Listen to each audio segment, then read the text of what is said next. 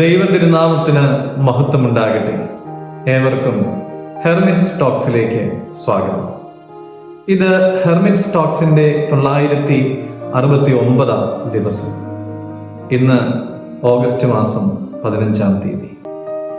പരിശുദ്ധ സഭ ദൈവമാതാവിന്റെ വാങ്ങിപ്പ് പെരുന്നാൾ ആഘോഷിക്കുന്നു. നമ്മുടെ രാജ്യം അതിന്റെ സ്വാതന്ത്ര്യ ദിനം ആഘോഷിക്കുന്നു.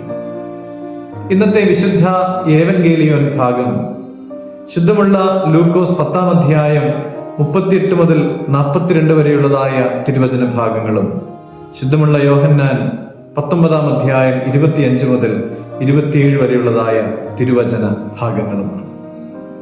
ഒന്നാമത്തെ ഭാഗത്ത് നല്ല പങ്കിനെ തിരഞ്ഞെടുക്കുന്നതിനെ കുറിച്ചും രണ്ടാമത്തെ ഭാഗത്ത് കുരിശിന്റെ ചുവട്ടിൽ യേശുതമ്പുരാൻ താൻ സ്നേഹിച്ച ശിഷ്യന് തന്റെ അമ്മയെ ഏൽപ്പിച്ചു കൊടുക്കുന്നതുമാണ് കാണുവാൻ സാധിക്കുക. ലാസറിന്റെ സഹോദരിമാരാണ് മാർത്തയും മറിയയും. കർത്താവ് പറയുകയാണ്, മറിയാം നല്ല പങ്ക് തിരഞ്ഞെടുത്തു, അത് അവളിൽ നിന്ന് എടുക്കപ്പെടുകയില്ല. എന്താണ് നല്ല പങ്ക്? നല്ല പങ്ക് എന്ന് പറയുന്നത് ദൈവവചനം കേൾക്കുന്നതും ദൈവഹിതം അറിയുന്നതുമാണ്. പ്രിയമുള്ളവരെ, പരിശുദ്ധ സഭയിൽ വിശുദ്ധ ദൈവമാതാവിന്റെ വാങ്ങിപ്പ് പെരുന്നാൾ ആഘോഷിക്കുകയാണ്. ദേവാലയങ്ങളിലും വീടുകളിലും അതിന്റെ ആഘോഷങ്ങൾ നടക്കുകയാണ്.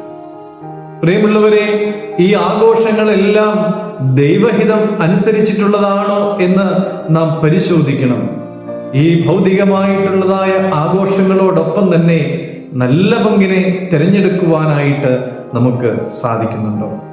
ഈ ആയുസ്സിൽ അവസാനിക്കുന്നതോ നിത്യതയോളം നീളുന്നതോ ഏതാണ് നാം ആഗ്രഹിക്കേണ്ടതും അവകാശമാക്കേണ്ടതും?